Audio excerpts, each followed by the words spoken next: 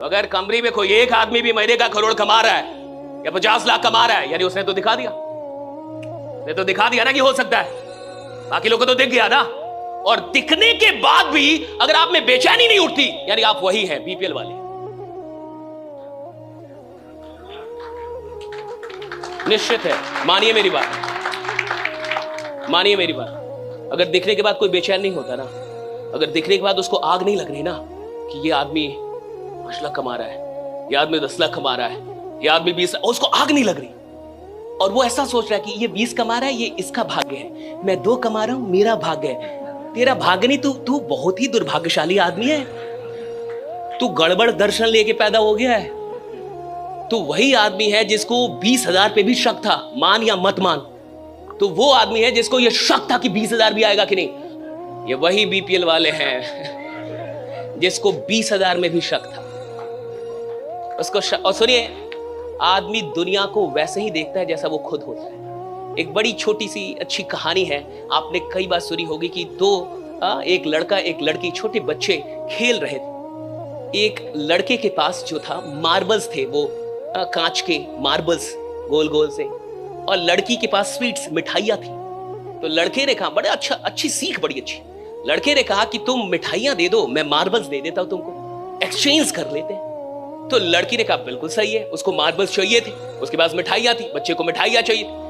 बच्चे ने समझदारी से क्या किया कि एक सबसे बढ़िया वाला जो मार्बल था, कांच की जो गोली आती है, बचपन में कई लोगों ने खेली होगी, उसको चुरा के रख लिया और बाकी सब कुछ दे दिया। लेकिन जो लड़की थी बेचारी, उसने सारे जो स्वीट्स थे उसके पास, सारी मिठाइयां दे दी। बात निपट गई। रात में अब वो जब लड़का सो रहा था तो उसके मन में एक बात आने लगी कि क्या पता लड़की ने भी सबसे बढ़िया मिठाइयां रख ली। उसको नींद नहीं आ रही थी।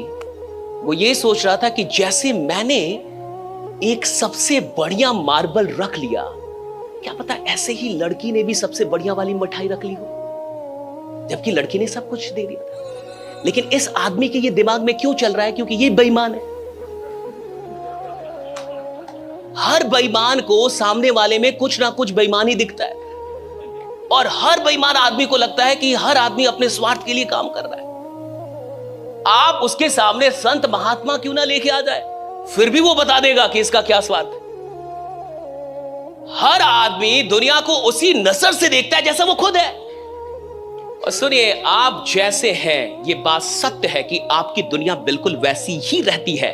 भगवान ने ये बड़ी अच्छी व्यवस्था बनाई कि जिसको सिगरेट पीना है उसको सिगरेट पीने वाले मिल जाते हैं, ढूंढना नहीं पड़ता। जिसको दारू पीना है उसको ढूंढना नहीं पड़ेगा, कोई पोस्ट नहीं करना पड़ेगा कि दारू पीने वाले कृपया कर इस नंबर पे कांटेक्ट करें। उसको तुरंत मिल जाएंगे साहब, तुरंत। किधर भी छोड़ दो उसको, वो माहौल जमा लेगा अपना, उसको मिल जाएंगे। राइट।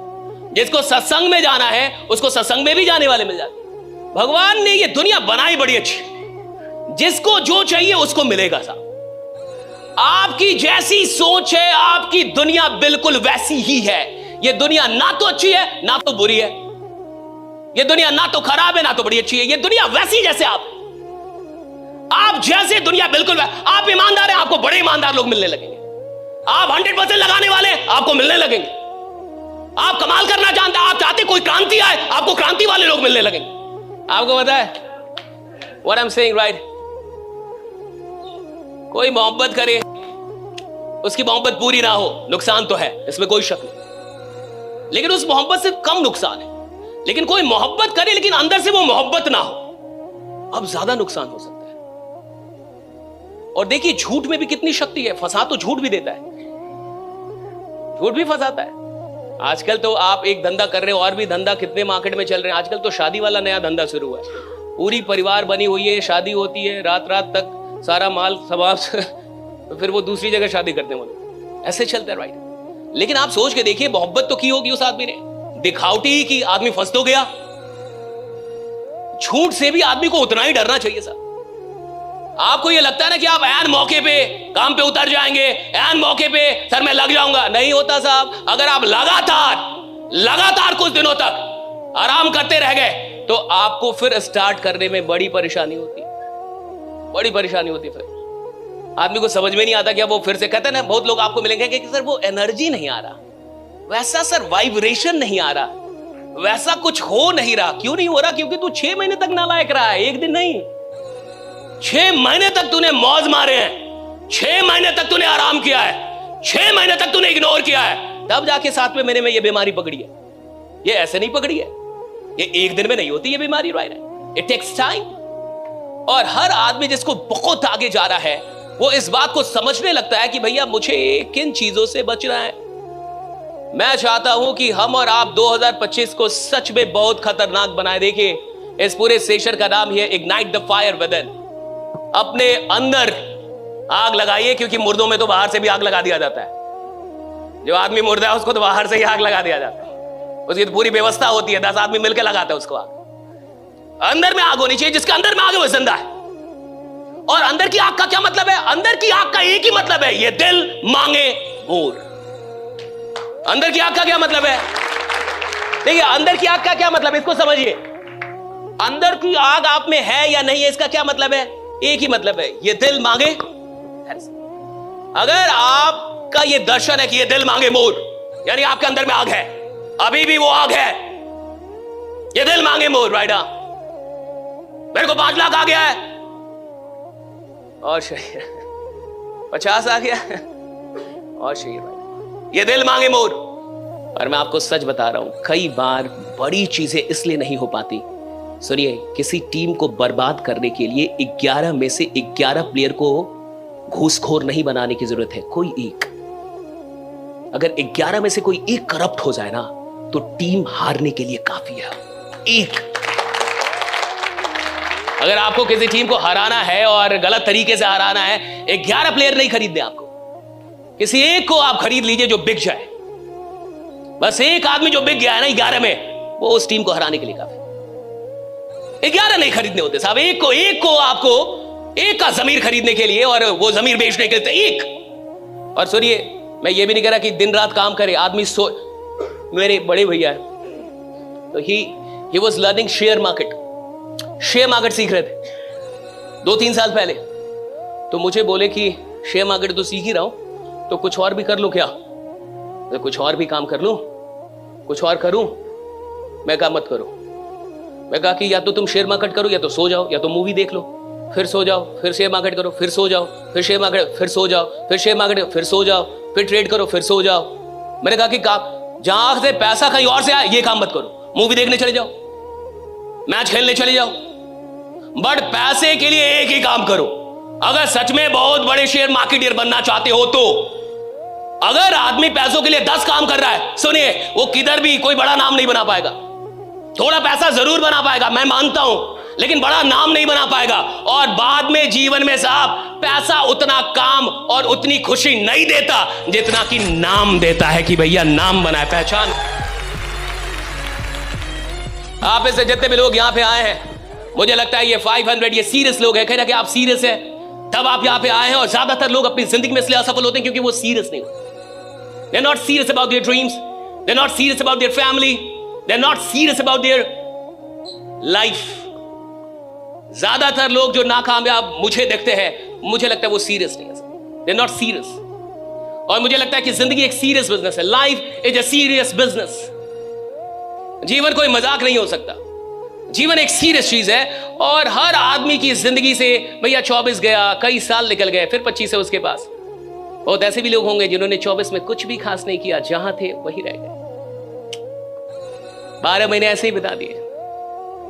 जो कर सकते थे वो नहीं किया, जो रेजुलेशंस बनाए थे उसको पूरा नहीं कर पाए, और 24 की शुरुआत में जैसे थे 24 के अंत में भी वैसे ही रह गए। कैलेंडर बदला, जिंदगी नहीं बदली। और हर साल कैलेंडर बदलता है, सबकी जिंदगी नहीं बदल पाती। और सुनिए, पैसा कमाना, क्योंकि जब सिस्टम काम करता है ना, तो पैसा तो बेवकूफ आदमी भी कमाता है। जब सिस्टम काम करता है ना, तो गधे भी पैसा कमाते हैं। मैं तो खुल के बोलता हूं, जब सिस्टम काम करता है ना, तो गधे भी पैसा कमाते हैं। सवाल पैसा कमाने का नहीं है, सवाल है पैसा कमाते कमाते ऐसा इंसान बनने का कि लोग आपसे जुड़ के ये बात कहना शुरू कर दे कि अगर सर ना मिलते तो जिंदगी ना बदलती, सर मिले तो जिंदगी बदली, राइडा। सर ना मिलते तो जिंदगी ना बदली, सर मिले तो जिंदगी बदली है मेरी, राइडा।